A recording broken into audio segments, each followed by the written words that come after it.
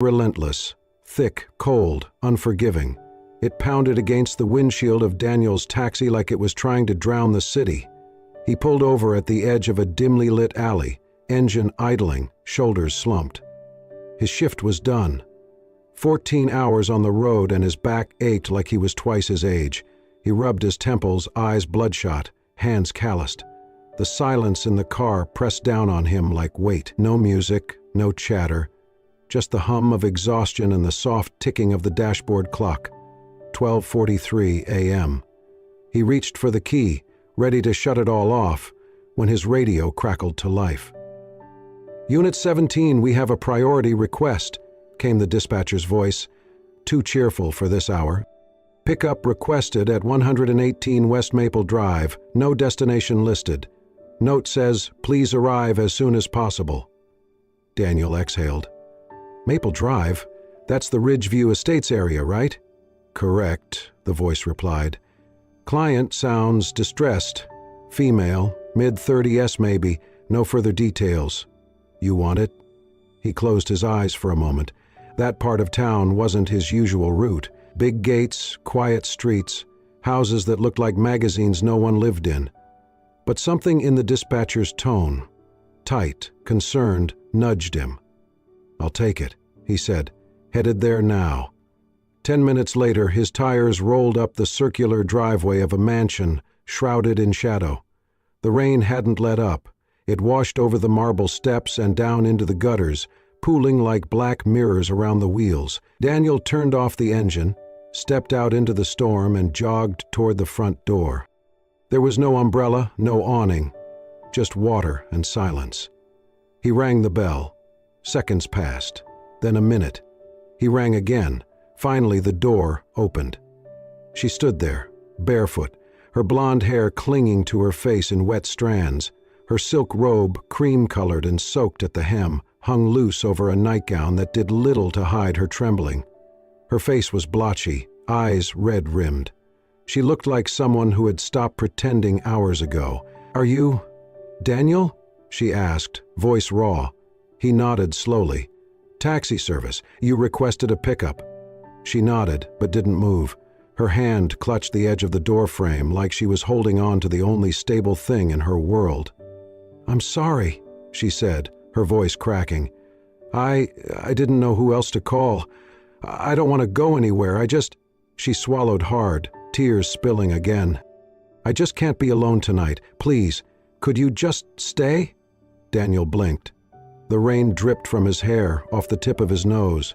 He could feel his shirt clinging to his back, his socks already soaked through. But he didn't move. He looked at her, really looked. She was terrified, not in danger, not hysterical, just completely, utterly alone. "I don't have anything to offer you," she added quickly, eyes pleading. I don't know what else to do." For a moment, Daniel felt his body stiffen. He was a stranger. She didn't know him. He didn't know her. This was not how things worked. But then, something flickered in her eyes. Desperation. Familiarity. A depth of pain that spoke to his own. He exhaled, slow and heavy. The kind of breath you take when you're about to step into something you don't understand, but somehow already feel. He nodded once. "Okay," he said quietly. "I'll stay." Her shoulders sagged in relief. She stepped back, opening the door wider. "Thank you," she whispered. As he stepped inside, he instinctively bent down and removed his shoes, leaving them in the entryway without a word. She glanced down at them, then back at him. A flicker of something soft passed across her face. "You can sit in the living room, or kitchen, wherever. I just need to feel like someone else is breathing in this house." He nodded again, his voice low. "That's okay." She turned and walked down the hallway, disappearing into the darkness beyond. He stood in the foyer for a moment, dripping, before moving forward, each step quiet, careful. He didn't know her name. She didn't know his past, but as the door closed behind him and the rain kept pouring outside, Daniel knew this wasn't just another stop. Something had just begun. The house was beautiful, but it didn't feel alive. Daniel stepped carefully across polished hardwood floors, the kind that echoed with each footstep. Chandeliers loomed overhead, untouched. The walls bore expensive art, but none of it felt chosen. The air was heavy, too still, like the house had been holding its breath for weeks. He found her in the living room, curled on a long white couch. Her robe had fallen off one shoulder, and she was hugging a throw pillow to her chest like it was an anchor. She didn't turn when he entered, only whispered, "You don't have to talk. I just didn't want silence anymore." Daniel nodded. He set his damp jacket on a nearby chair, then moved to the kitchen without a word. The marble counters were spotless. It took him a moment to find the mugs. He boiled water, found some mint tea, and returned with 2 cups, steam curling into the dim air. When he placed one beside her, she looked up briefly. Her eyes were hollow, ringed with shadows. "Thank you," she murmured. He sat on the armchair opposite her, his hands wrapped around the warm mug, waiting. Minutes passed. The rain beat against the windows. Then, her voice, fragile, barely above a breath. His name was Cole. Daniel looked at her gently. "My husband.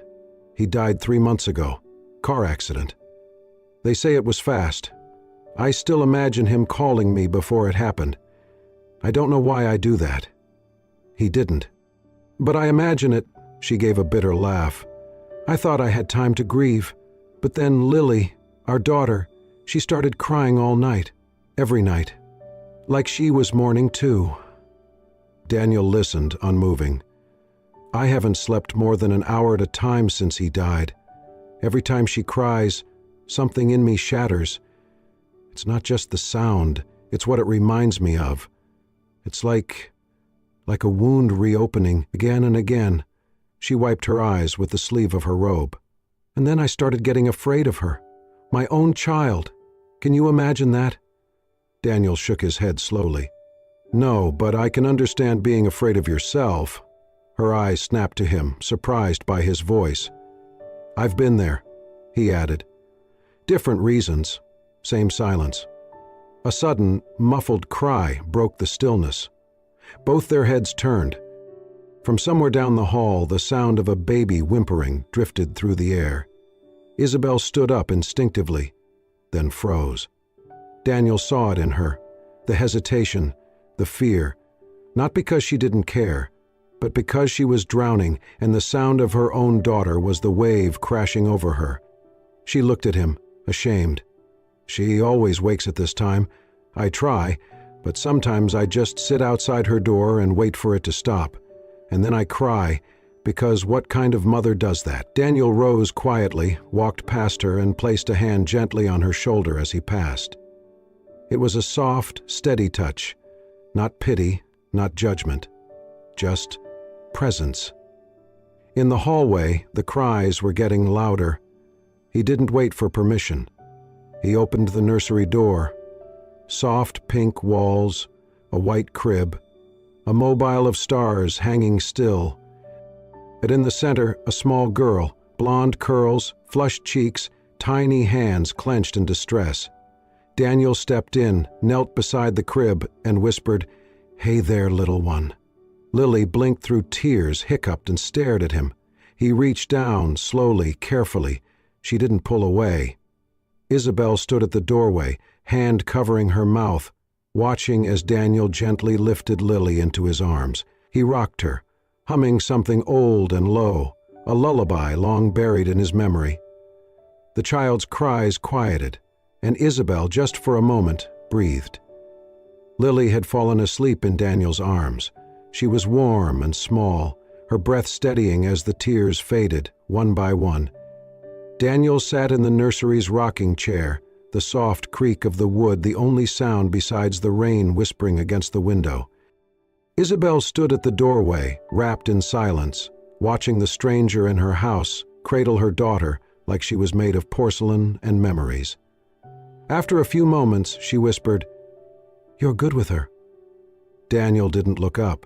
He kept his gaze on the child in his arms, brushing a damp curl away from her cheek. "I used to be a dad," he said quietly. Isabel stepped inside the room, hesitating. She moved slowly, like approaching an animal in the wild. She sat down across from him, on the low ottoman near the foot of the crib.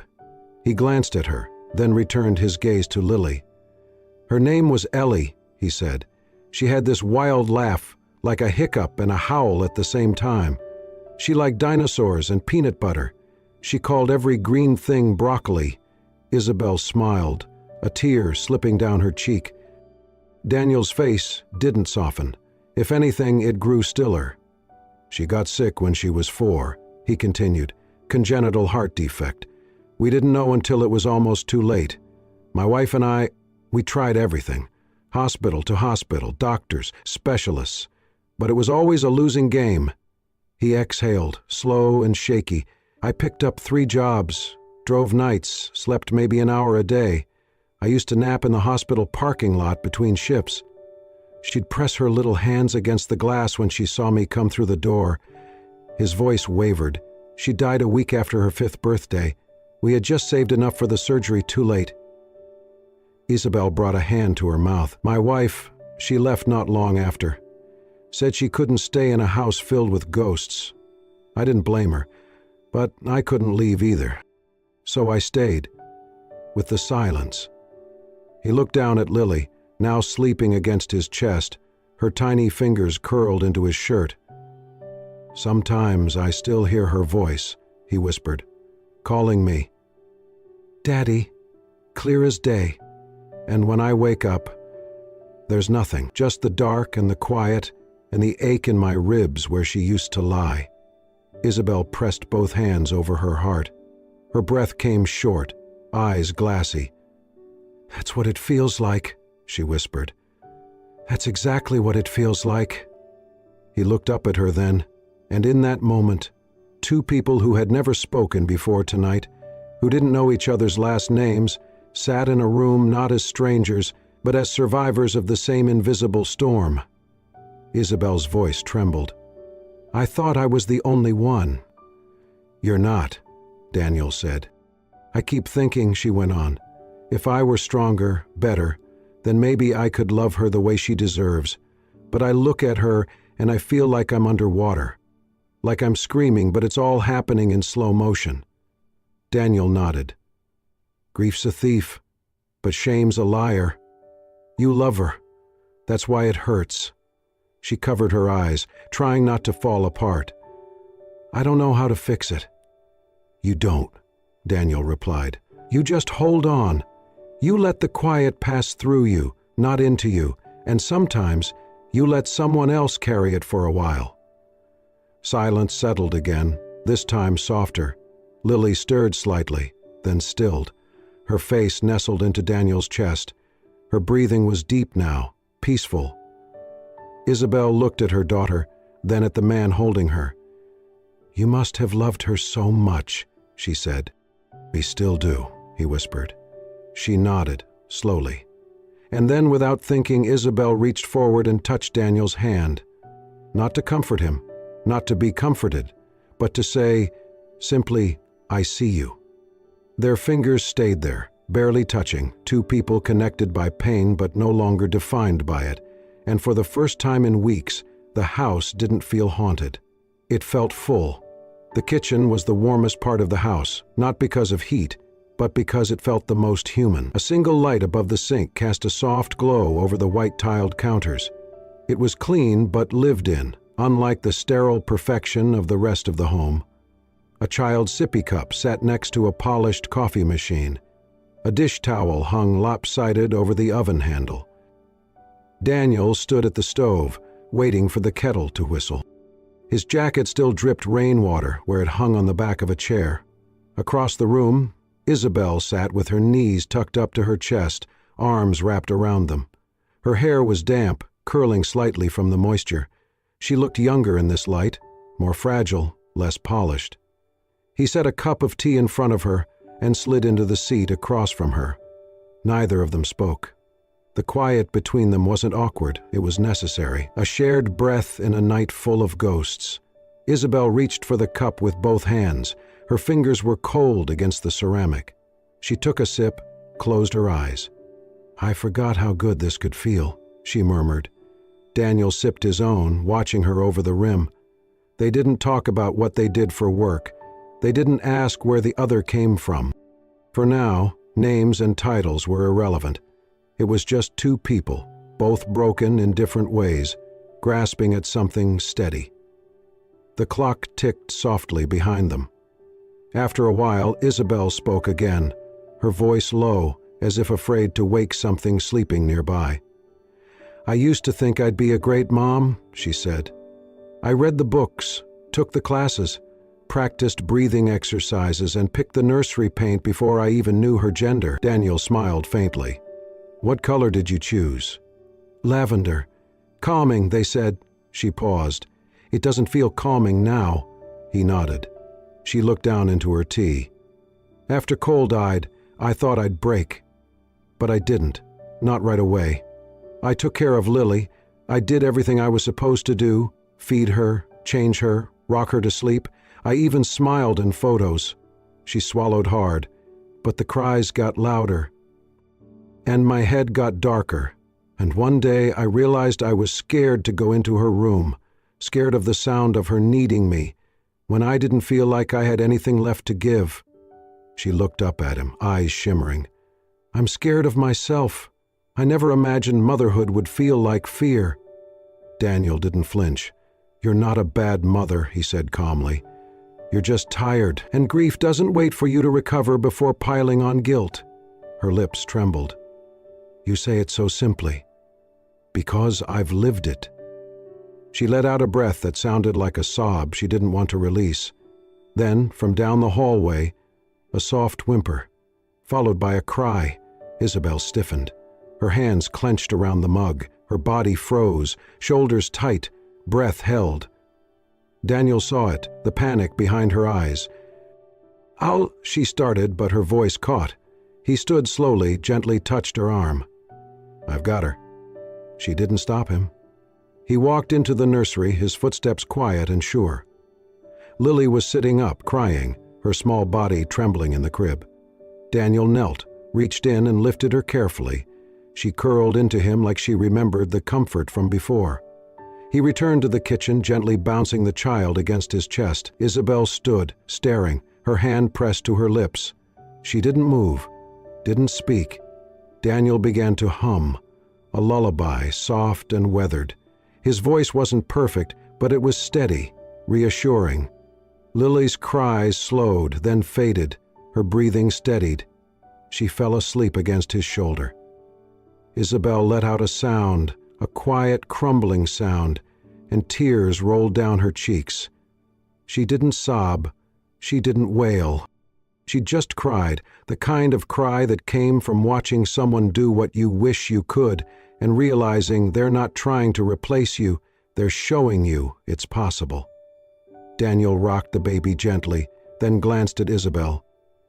"You don't have to carry this alone," he said. She nodded slowly, her shoulders falling.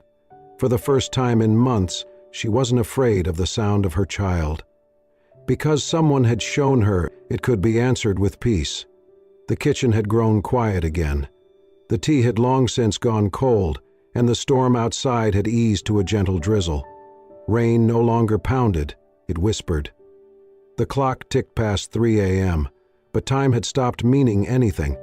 Daniel remained in the wooden chair, Lily still curled against his chest, her small breaths rising and falling in a perfect rhythm. Isabel sat a few feet away on the love seat, her head resting on the armrest, her body angled toward him. Her eyelids fluttered now and then, but she had slipped into sleep, a sleep so deep, so quiet, that Daniel instinctively softened every movement, like he was afraid to disturb something sacred. He hadn't seen someone sleep like that in a long time, not out of exhaustion, but out of safety. He adjusted the blanket around Lily and shifted slightly, careful not to wake either of them. The chair creaked beneath him, and in the silence, he began to speak. Not loudly, not even expecting the baby to understand. Just enough to let something inside him breathe. "There was once a little girl," he whispered, "who thought the moon followed her home every night. She'd point out the car window and say, "Daddy, look, it's chasing us." He smiled, faintly. She loved dinosaurs and ice cream, and hated naps. She used to pretend to read books and make up the stories. Her favorite was about a rabbit who couldn't stop hopping. He rocked Lily gently, like he had done countless times before with another tiny soul. "One night," he continued, "she had a fever. I thought it was nothing, just a cold. I held her and said, 'Daddy's here, you're okay.' She smiled, said, 'You're my moon, Daddy.'" His voice cracked then. "I didn't know it would be the last night." He closed his eyes, tears slipping silently down his cheek. Daniel looked down at Lily, brushing a wisp of hair from her forehead. "I'm sorry, Ellie," he whispered, his voice shaking. "I'm sorry I wasn't there more. Sorry I worked so much. I thought I had more time." He took a shaky breath. "But tonight, someone else needed a story, and she reminded me what it felt like. To hold a heartbeat that trusts you, to feel small fingers on your chest." He kissed the top of Lily's head. "And somehow, in holding her, I felt you again." Lily shifted, nuzzled closer. Isabel stirred slightly, but didn't wake. Her breathing was even, her face soft. Daniel sat in the stillness, cradling a child who wasn't his, in a home that wasn't his, beside a woman he barely knew, and yet everything about the moment felt like it had waited years to exist. He didn't know what would happen when the sun came up, whether she would thank him and send him away, or ask questions neither of them were ready to answer. But for now, there was only this room. Only this peace, only this night, where grief met healing and pain met presence. Daniel closed his eyes, and for the first time in years, he didn't feel alone. The sky was still dark, but the rain had finally stopped. A gentle mist clung to the windows, casting the world outside in soft gray. Inside the house, everything was still, everything but Daniel. He sat motionless in the kitchen, Lily sound asleep against his chest, her tiny hand still curled into the fabric of his shirt. Across from him, Isabel remained fast asleep on the love seat. Her head had tilted slightly, her arm now draped over a throw pillow, her breathing calm. Daniel hadn't moved in over an hour, but he wasn't tired.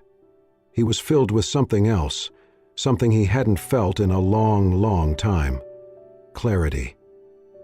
As quietly as he could, he stood. Lily stirred but did not wake. He gently shifted her weight and walked down the hallway, retracing steps he now knew by heart. The nursery door creaked open, and he stepped inside. He lowered Lily into her crib slowly, placing her head gently against the plush bunny pillow at the corner. She shifted once, sighed, and settled. He smiled and whispered, "Sweet dreams, little moon." Then he turned back down the hallway, toward the living room, toward Isabel. She hadn't moved much. A soft strand of blonde hair had fallen across her cheek. Her robe had slipped again, exposing her shoulder to the cool morning air. Daniel knelt beside her. He looked at her face, soft, calm, no longer tight with fear or exhaustion. She was, for once, resting. He reached for the throw blanket from the back of the couch and draped it over her gently. Then, in a quiet moment of instinct, he brushed that loose strand of hair behind her ear. She didn't wake. He stayed kneeling for another second, and then he stood. He walked into the kitchen, pulled a notepad from the drawer next to the fridge. He had seen it earlier, beside the unopened mail and a half-burned candle. He tore a single sheet. The pen glided with a slow, careful hand, each letter deliberate, each word chosen. He folded the note once and placed it on the edge of the coffee table beside her teacup. Then, without a sound, he slipped his shoes on, opened the door, and stepped into the pale morning. The silence in the house stretched into the early light. It was the sun, not an alarm or a cry, that stirred Isabel. Her eyes fluttered open slowly, adjusting to the light bleeding through the curtains. For a moment she blinked in confusion. The last thing she remembered was sitting in the kitchen. Then she noticed something. Weight. warmth. She looked down. Lily, her daughter, was nestled against her chest, her small arm looped tightly around Isabel's waist, her head resting just beneath her collarbone. She was breathing deeply, peacefully, still asleep. Isabel froze. She hadn't held Lily like this in weeks, not since the first wave of panic, not since the walls of her grief had convinced her she was a danger to her own child. Yet here they were, entwined, whole. Her hands trembled slightly as she lifted them to wrap around her daughter. She held her close, really close. And the tears came, silent, full, steady, not tears of shame, not fear, but something else. Something she had not felt in a long time, relief. Then her eyes caught something on the table. A folded piece of paper. She reached for it with one hand, still holding Lily with the other. Opening it, she read the handwriting. "You're not broken, you're just tired. So was I. D." She let out a shaky breath. The words sank deep like a warm cloth over a raw wound. She pressed the note to her chest and looked at her daughter. No tears, no noise, just peace. She whispered, "Thank you." It wasn't clear if she meant it for Lily or Daniel or both, but she said it again. "Thank you." And for the first time in months, she wasn't afraid of the sound of her child waking up. The days that followed were not easy, but they were different.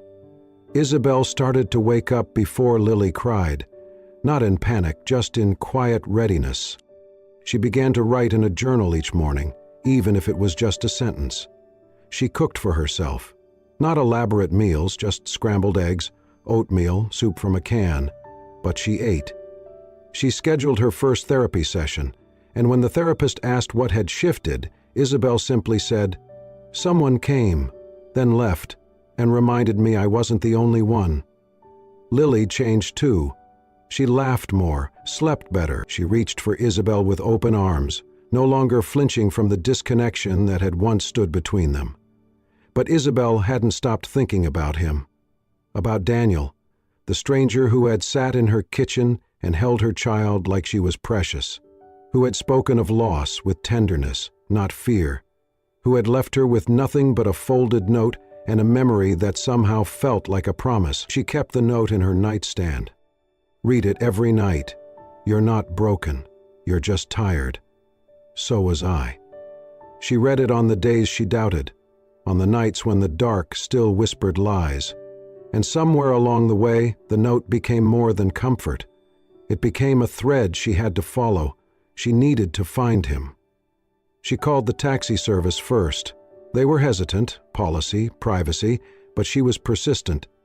She didn't have his last name, just his voice, his kindness, and the letter D.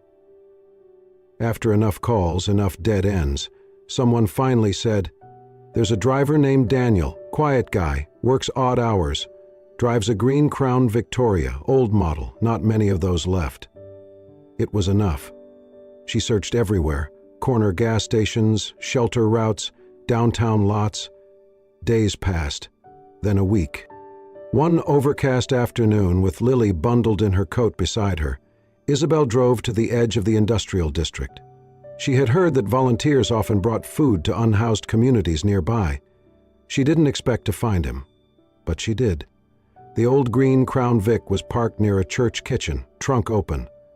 Daniel stood beside it, handing out brown paper bags to people in line. He wore a black hoodie beneath a worn jacket, jeans faded by time. His hair was longer than she remembered. But it was him, no question. She stepped out of her car slowly, heart pounding. She walked across the lot, and when he turned, just briefly, to glance toward the street, their eyes met. He froze. She stopped in front of him, breath catching. "I looked for you," she said, voice trembling. He blinked, his mouth parting just slightly. "You found me." Tears welled in her eyes. "I wasn't sure I would." Daniel glanced past her, saw Lily in the back seat waving shyly through the window. A soft smile flickered across his face. "I wasn't sure I wanted to be found," he admitted. Isabel nodded. "I get that." They stood in silence, surrounded by strangers, paper bags, and the scent of warm stew. Finally, she stepped closer. "Last time," she said gently, "I begged you to stay. I was lost. I couldn't breathe.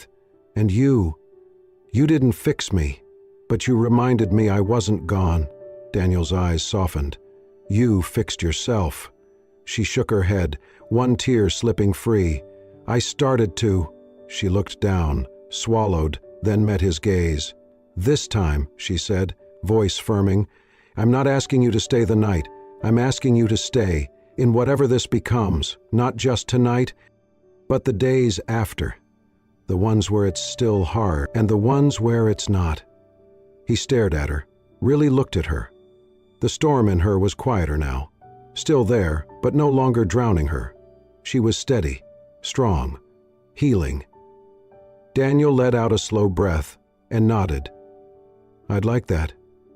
Isabel smiled through tears. So would I. In the distance, Lily laughed inside the car. And in that moment, nothing felt broken. 1 year later, the world looked nothing like it had before. The mansion, once cold and echoing with silence, had been transformed into something entirely new, not just in furniture or paint, but in purpose. It had become the headquarters of the Morning Light Foundation, a nonprofit Isabel had built from scratch, designed to support mothers suffering from postpartum depression, women who were too afraid to ask for help, women who, like her, had once mistaken exhaustion for failure and silence for shame. She filled the house not with luxury, but with life. Counselors, volunteers, new moms with tearful eyes and trembling hands. Isabel met each of them with calm, with honesty, and with no trace of the woman who had once stood barefoot and broken in a doorway at midnight. Well, maybe a trace. Enough to remember. Enough to say, "I've been there." Daniel had never asked to be part of the foundation, but when Isabel told him she needed someone to coordinate rides for at-risk moms, emergency drop-offs, therapy visits, hospital transfers, he showed up with his old Crown Vic, polished and ready. He wasn't just a driver. He became the heartbeat of the fieldwork, reliable, warm, gentle with every woman and child who stepped into his car. Everyone simply knew him as Mr. Together, they rebuilt what pain had once destroyed. They didn't rush love. They didn't label what they had. They simply chose each other. Every day.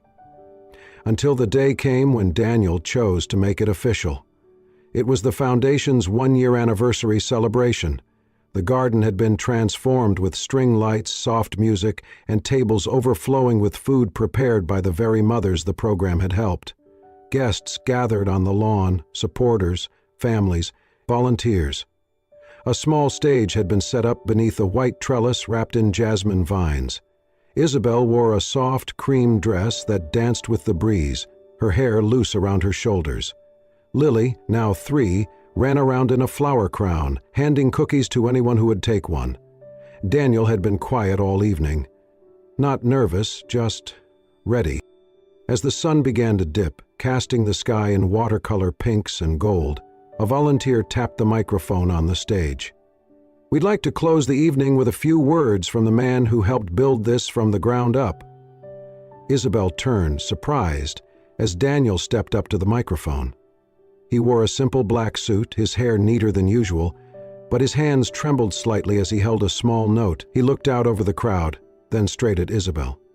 "When I met Isabel," he began, "she was holding herself together by the thinnest thread.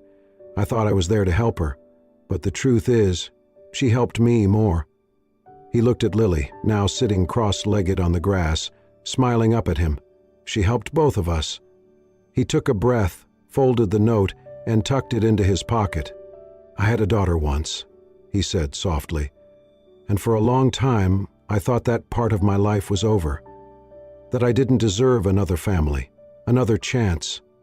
He looked back at Isabel, his voice steady now. But then came a rainy night, a front porch, a cry for help that echoed inside me more than I could explain, and in that moment I realized maybe it wasn't over. Maybe it was just waiting. He stepped down from the stage, walked slowly toward her, and then he knelt. Gasps rippled across the crowd. Isabel's hands flew to her mouth. Daniel looked up, eyes filled with the kind of love born not from fairy tales, but from the trenches of grief and grace. "That night, you saved me from myself," he said. "You gave me a place to stand when I was sinking. You gave me someone to believe in when I didn't believe in anything." He reached into his pocket and pulled out a small velvet box. Opened it. Inside, simple, beautiful, a ring with a tiny moonstone. "Isabel, will you be the home I come back to for the rest of my life?" Tears streamed down her cheeks. She nodded, hands trembling. "Yes," she whispered, then louder, smiling through the tears. "Yes." Lily squealed and ran toward them, flinging her arms around both of their necks. The crowd erupted into applause. And in that moment, on that lawn, under that sky, there were no more broken pieces, no more lonely nights. Just three people, hand in hand, stepping through a path of jasmine petals toward a future they never imagined possible.